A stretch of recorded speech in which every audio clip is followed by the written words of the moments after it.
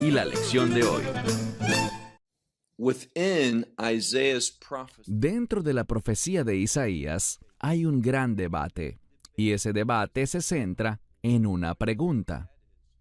¿Quién es el siervo del Señor? En realidad, solo hay dos opciones. Algunos dicen que el siervo que menciona Isaías es el Mesías. Otros no están de acuerdo y dicen que el siervo es el pueblo judío, aquellos a quienes Dios usará de entre los descendientes de Jacob para producir el final de este mundo y establecer su reino. Cuando miramos los textos bíblicos, vemos que claramente Isaías a veces habla del siervo del Señor, un siervo sufriente, que sin duda es el Mesías. Otras veces es evidente que habla del pueblo judío. Y lo que debemos deducir de eso es que hay una relación única e íntima entre Israel y el Mesías. Sabemos por otras profecías bíblicas, como por ejemplo una que citan en el Nuevo Testamento, relacionada con el libro de Oseas, en la que Dios dice, «De Egipto llamé a mi hijo». Bueno, en cierto sentido, ese contexto corresponde al pueblo judío, pero en el Nuevo Testamento es claramente una referencia al Mesías, quien descendió a Egipto porque lo estaba persiguiendo el rey Herodes, y luego regresó a la tierra prometida. Así que debemos entender, tanto en el Nuevo Pacto como en el Antiguo Pacto, que el siervo del Señor se relaciona con Israel y también con el Mesías. Y uno de los textos que mejor ilustra esto en la palabra de Dios es el que veremos en este momento. La profecía de Isaías, capítulo 49. Así que te invito a tomar tu Biblia y leer conmigo Isaías capítulo 49, verso 1. Dice, «Escuchen, oh islas, a mí». En la mayoría de las Biblias dice «oigan», pero la palabra es «escuchen». Es escuchar para dar una respuesta. Es la misma palabra Shema, «escucha, oh Israel». Así que Dios les habla a las islas, a los que están lejos, a los que el mundo ha olvidado, y Dios no ha olvidado. Dios los conoce. Él los ama y quiere redimirlos. Dice, «Escuchen, oh islas, a mí». Préstenme atención y escuchen, todas las naciones lejanas. Pues el Señor desde el vientre. Esta palabra se puede traducir como útero o vientre. Así que podemos traducirlo así. El Señor desde el vientre me ha llamado. ¿Quién es ese al que debemos prestar atención? ¿Al que debemos escuchar? También dice, desde las entrañas, otra palabra relacionada con el vientre. Desde el vientre de mi madre, dice, Él mencionó mi nombre. Habla de mencionar un nombre, de prestar atención. ¿Quién es el sujeto al que se refieren estas palabras? Cuando dice, préstenme atención, ¿a quién hay que prestar atención? Esto es lo que se nos llama a responder. Miremos ahora el verso 2. Leemos, Él ha hecho de mi boca una espada afilada. A la sombra de sus manos me ha ocultado. Vemos entonces que dice, de mi boca, Él ha hecho una espada afilada. ¿La boca de quién? Y del mismo modo, cuando dice, a la sombra de su mano, esta sería la mano de Dios, me ha ocultado. ¿Quién ha sido ocultado? Sigue leyendo en la mitad del verso 2. Él ha hecho de mí, es decir, ha hecho que yo sea, ha hecho de mí una flecha bien clara, es decir, una flecha que ha sido pulida, que es recta y precisa. Él ha hecho de mí una flecha pulida. En su aljaba me ha ocultado. Entonces, este a quien se supone que debemos escuchar, este a quien debemos responder, este de quien hemos estado hablando, dice aquí que también está oculto. Todo esto es para crear anticipación en el lector, para recibir revelación. Dios está revelando de quién está hablando. Verso 3. Y él me dijo, quien quiere que sea este, Dios le habló y le dijo, mi siervo eres tú, Israel. Eso dejaría bastante claro que está hablando de Israel, al menos hasta ahora. Este a quien se supone que debemos prestar atención, pues Israel recibió, como lo señala Pablo en Romanos capítulo 3, a ellos se les dieron los oráculos de Dios. Y por tanto, como Israel tiene los oráculos, es decir, el mensaje de la palabra de Dios, su revelación, escuchen, eso es lo que dice, porque Dios usará a Israel como su siervo. Tengamos en cuenta el contexto. No estamos hablando de algo en el pasado. Estamos hablando de Hadeshot, de las cosas nuevas que Dios hará. Algo que Él no ha revelado en el pasado, sino que lo ha revelado desde hace un día. Eso es lo que dice Isaías. Esto es nuevo. Y cada vez que se presenta el concepto de nuevo, ¿qué debería venirnos a la mente? La palabra nuevo es una palabra de reino. Recordemos lo que dijo Juan. Él miró el reino, la nueva Jerusalén, y dijo, todas las cosas son nuevas, son diferentes, no son como las cosas de aquí. Y por eso es que el reino en su estado final se llama Jerusalén, pero se le antepone una palabra, la nueva Jerusalén, distinta de lo que era. Todas las cosas son nuevas. Leamos ahora el verso 3. Él me dijo, mi siervo eres tú, Israel. En ti yo seré glorificado. Vemos que Dios tiene un plan y recordemos lo que aprendimos la semana pasada. Dios habla y lo que Él ha dicho, Él es fiel para llevarlo a cabo. Lo que Él ha dicho puedes estar seguro de que sucederá. Así que Israel ciertamente será el siervo de Dios y lo glorificará, como dice aquí. En ti yo seré glorificado. Verso 4. Yo he dicho, en vano he trabajado. En el vacío, y podríamos decir, en vanidad o futilidad, todas mis fuerzas se han terminado. Lo que significa que Dios ha hecho algunas cosas poderosas, y cuando miramos con los ojos de ellos, no vemos el cambio. Es como si lo que Dios ha hecho, lo ha hecho en vano. Pero sabemos algo, ese no será el caso. Dios provocará un cambio. Puede que se vea así desde la perspectiva humana, pero Dios sabe lo que hace. Él continúa y dice en el mismo verso, ciertamente, ciertamente, mi juicio.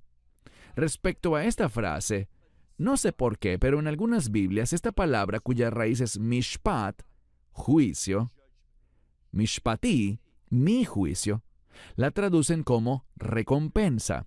No hay ninguna base para esto. Supongo que la idea es que Dios juzga y a su siervo, que lo glorificará, ese juicio le traerá una recompensa. Pero en este pasaje simplemente dice, mi juicio es con el Señor y mi acción o actividad es con mi Dios. Entonces, esto nos habla de que éste está obrando para llevar a cabo el propósito de Dios, el juicio de Dios. El juicio está relacionado con la autoridad de Dios, con su autoridad para llevar algo a término, de la manera que Él desea. Así que Israel jugará un papel en esto. Eso está claro aquí. Mira de nuevo el verso anterior, el verso 4. Me ha dicho, mi siervo eres tú, Israel. Ese tiene que ser el sujeto. Pero sigue leyendo, no está tan claro. El verso 5 dice, y ahora, dijo el Señor, el que me ha preservado desde el vientre para ser siervo de él, a fin de que Jacob volviera a él. Ahora tenemos un problema, porque está claro, si vemos en el verso 3, que el siervo es Israel. Así lo declara. Pero ese mismo que ha sido preservado, el que ha sido formado, para expresarlo mejor, volvamos al verso 5. Y ahora dijo el Señor, que me formó desde el vientre para ser un siervo de Él. ¿Y cuál es la tarea que se le asignó?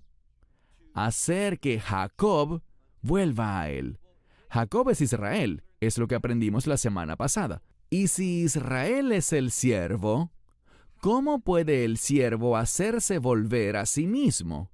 No puede, así que esta es una clara referencia al Mesías. Lo que vemos es que en los últimos días, el siervo será tanto el Mesías como Israel. Será la obra del Mesías lo que, al final, hará que Israel, al menos un remanente, actúe fielmente para hacer la voluntad de Dios.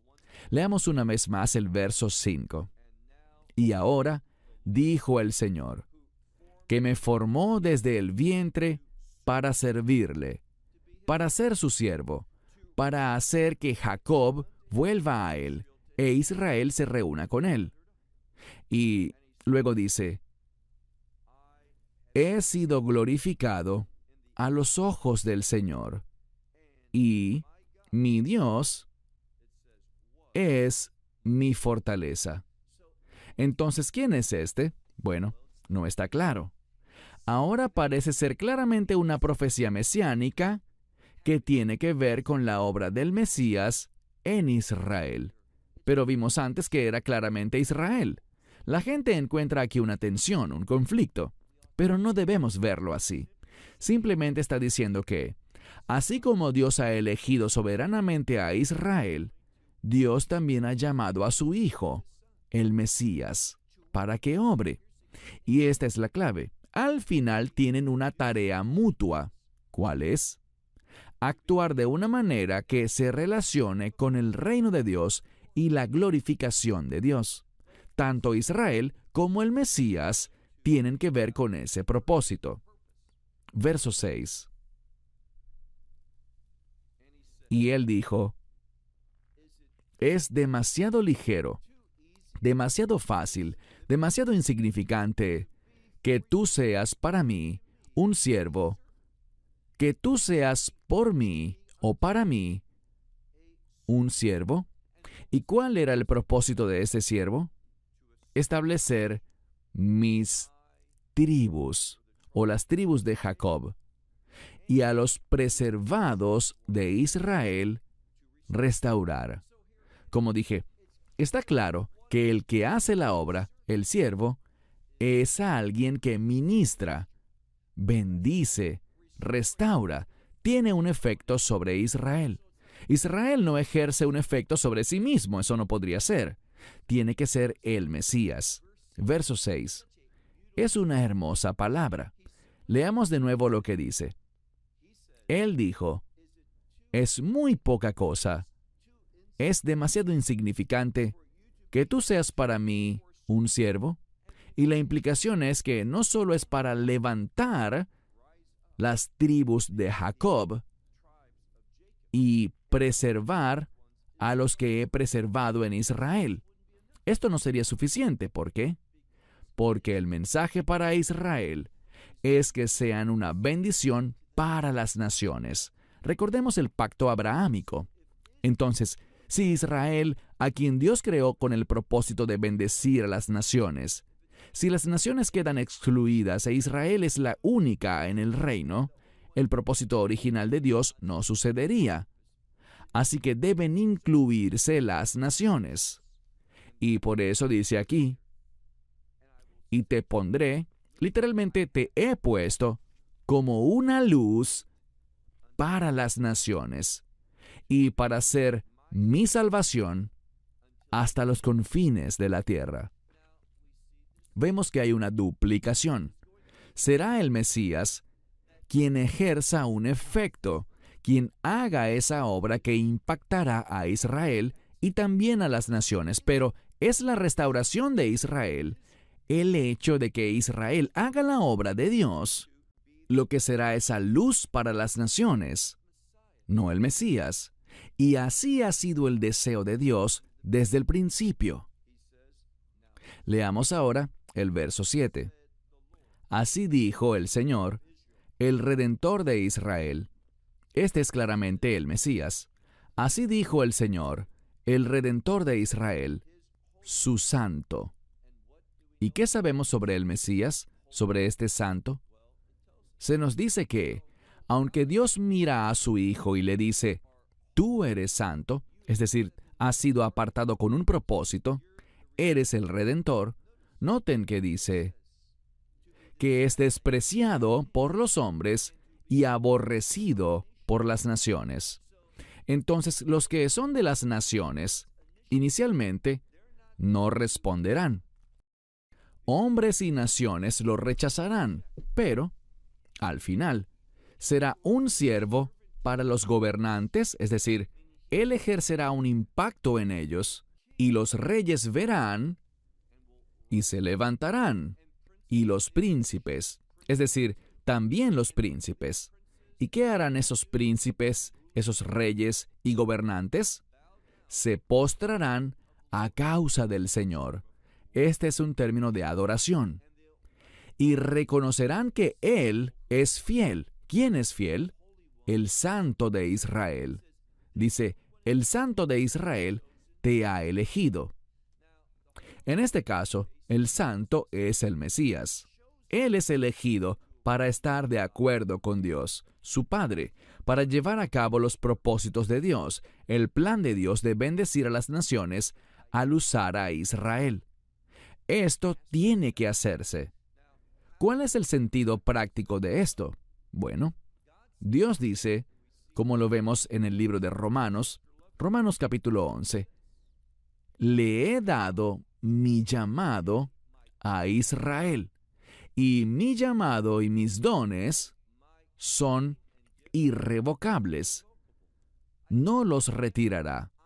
Él usará a Israel, y el rechazo de Israel al Mesías, a causa de esa promesa mesiánica, esa obra del Mesías, lo que el Mesías fue llamado a hacer, ese mensaje para ser proclamado con valentía entre las naciones. Dios ha usado a Israel. Si Israel rechazó el mensaje, este pasó a las naciones, pero en los últimos días, Dios usará al Mesías para restaurar a Israel en su papel de prominencia. Y cuando Israel sea restaurado por la fe en el Evangelio, ese mismo mensaje de salvación, el único mensaje de salvación, lo que sucederá es que la aceptación de Israel traerá el establecimiento del reino de Dios. Y es a eso que se hace alusión aquí cuando dice que los gobernantes, reyes y príncipes verán, se levantarán y se postrarán, es decir, adorarán a causa del Señor, de su fidelidad, el Santo de Israel que te ha elegido. El plan de Dios al final se cumplirá de manera gloriosa. Verso 8. Así dijo el Señor, en un tiempo aceptable. Así es como normalmente se traduce, pero la palabra etz ratzon significa en el tiempo de su voluntad, en el tiempo que Él desea. Todo tiene que ver con los propósitos y el plan de Dios. Así dijo el Señor, en el tiempo que me es agradable, podríamos decir, refiriéndose a su voluntad, te he respondido. Estoy traduciendo esto muy literalmente. Sé que muchos traductores usan otras palabras, pero en hebreo dice Ani tija. Y la mejor manera de traducir esto es te he respondido. Y en el día de la salvación te he ayudado y te he guardado y te he puesto por pacto entre el pueblo, para que se levante o se establezca la tierra y para que ellos hereden la heredad desolada. ¿Y qué es eso? Lo que el enemigo, lo que el mundo ha destruido. Dios hará que la gente se levante y lo reciba. ¿Qué implica esto? Una restauración. Dios tomará lo que el enemigo ha derribado y Él hará que, en los últimos días, eso sea una maravillosa herencia. Y todo esto recae sobre los hombros del Mesías. Y no se cumplirá hasta que Israel experimente la redención. Porque estas maravillosas promesas son una experiencia del reino, es decir, que las experimentaremos en el reino. Volvamos a leer el verso 8. Así dijo el Señor, en el tiempo aceptable, en el tiempo de la voluntad de Dios, el tiempo que le es agradable, te he respondido. En el día de la salvación te he ayudado, te he preservado y te pondré por pacto para el pueblo, para establecer la tierra por heredad desolada. Verso 9. Y digas, noten lo que resulta de esto, y digas a los que son prisioneros que salgan, y a los que están en la oscuridad que se muestren en los caminos. Ellos estaban en la oscuridad y no podían verlos, y ahora están de pie en un lugar muy público. Se están dejando ver en los caminos. Ellos se alimentarán en todas. Luego está la palabra Shephaim. Esta palabra se refiere a una especie de meseta, pero son mesetas que están vacías. Son planas y han quedado despejadas. No hay nada allí. Pero, ¿qué hará Dios? En esos lugares que el mundo ignora, que no se consideran importantes porque no es aparente a la vista de ellos lo que hay allí, todas estas cosas son promesas del reino que sucederán. Así que Dios dice que serán pastoreados o se alimentarán en todas estas mesetas desoladas, y esas mesetas se convertirán en pastizales. Ya no tendrán hambre, ya no tendrán sed, no serán golpeados por el calor o por el sol. ¿Por qué? ¿Qué produce ese cambio? ¿Las buenas obras? No. Lo que produce el cambio es lo que dice aquí, Ki Merahamam, que significa tengo misericordia de ellos. Es porque Dios está siendo misericordioso con ellos. Esa misericordia produce un cambio. Luego dice en el mismo verso, mitad del verso 10, que Él los guiará y con su liderazgo los llevará a manantiales de agua, los conducirá. Así que está hablando de cómo este cambio se producirá a través de la obra del Mesías, quien ejercerá un impacto sobre el pueblo judío, y ellos serán un catalizador para que las promesas del reino se cumplan. Eso es lo que la Escritura nos está enseñando. Verso 11. Y pondré sobre mis montes, o mejor dicho, pondré todos mis montes. Él hará algo con esos montes. Quiero leer bien esto. Pondré todos mis montes en un camino, y mis senderos serán exaltados. Ahora bien, esto nos está hablando de un camino exaltado. Es decir, que al caminar en la fidelidad de Dios, y eso es lo que estamos llamados a hacer. Nuestra fidelidad es siempre su fidelidad obrando a través de nosotros.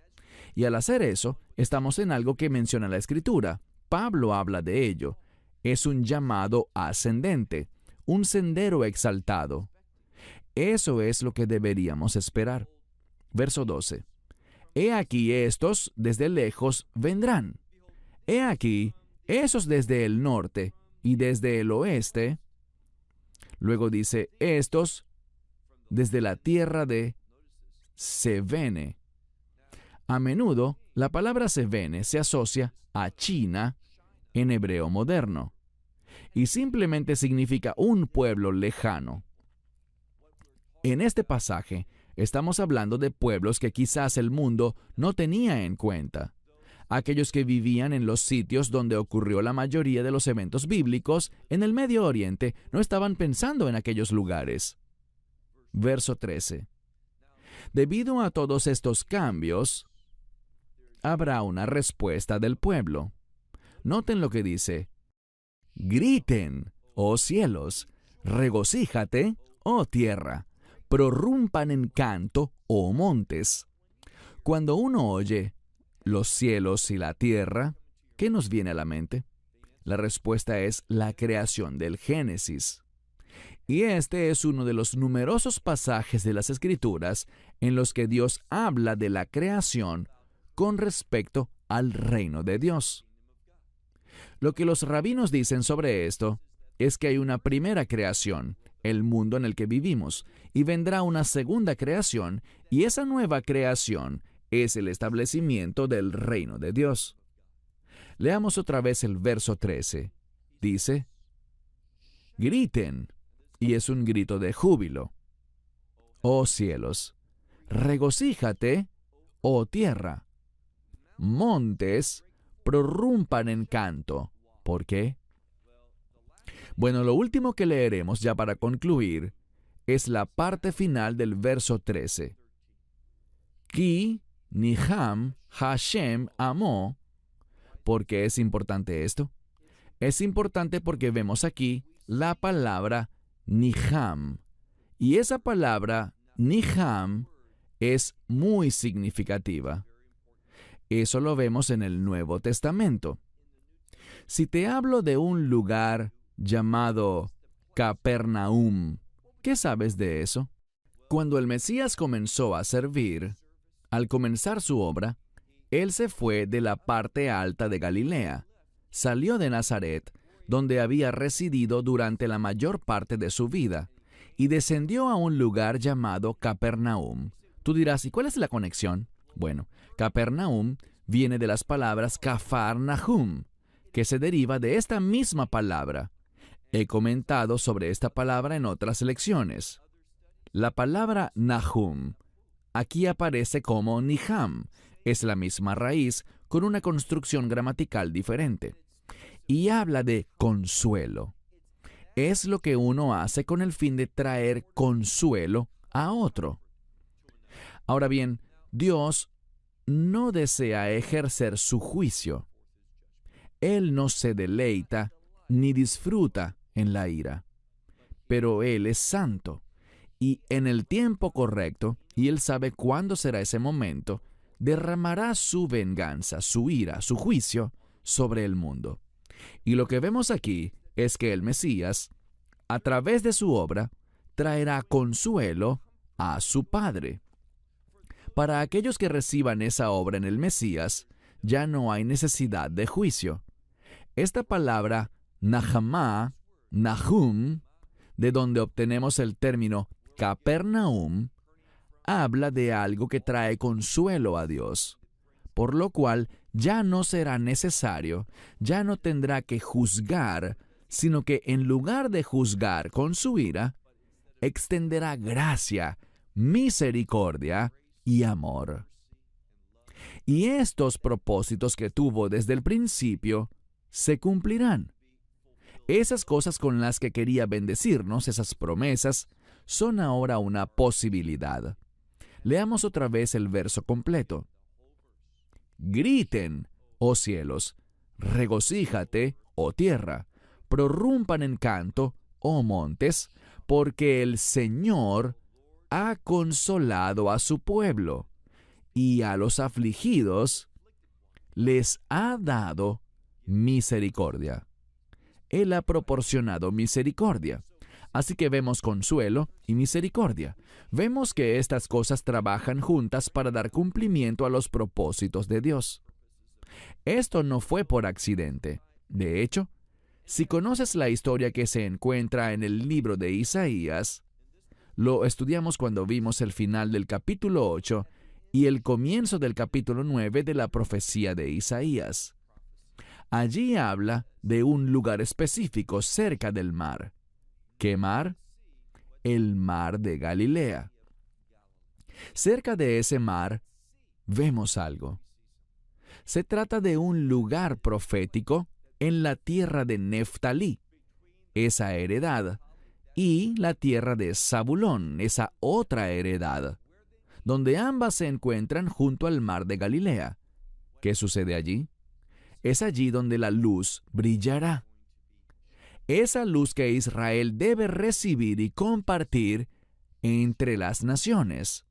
Es por eso que el Mesías, en el momento de comenzar su obra, su ministerio, salió de Nazaret y se fue allí. ¿Por qué? El pueblo conocía esa profecía. Ellos conocían esa ubicación. No había nada allí. Ellos sabían que el tiempo de la venida del Mesías se acercaba, así que establecieron una ciudad, un lugar para el Mesías a causa de esta profecía. Y tuvieron que pensar, ¿cómo deberíamos llamar este lugar? Comenzó como un lugar muy modesto, muy pequeño, de pocos habitantes. Así que lo llamaron Cafar, aldea. Y luego eligieron el término Nahum, porque a lo largo del libro de Isaías se habla sobre el consuelo del Señor, que está unido a la obra redentora de Dios por medio del Mesías que trae salvación, manifiesta justicia y revela la gloria de Dios. Fue por eso que se construyó esa ciudad, debido a las maravillosas promesas que vemos en todo el libro de Isaías. Bien, cierro con eso. Hasta la próxima semana. Shalom desde Israel. Shalom from Israel. Esperamos que te haya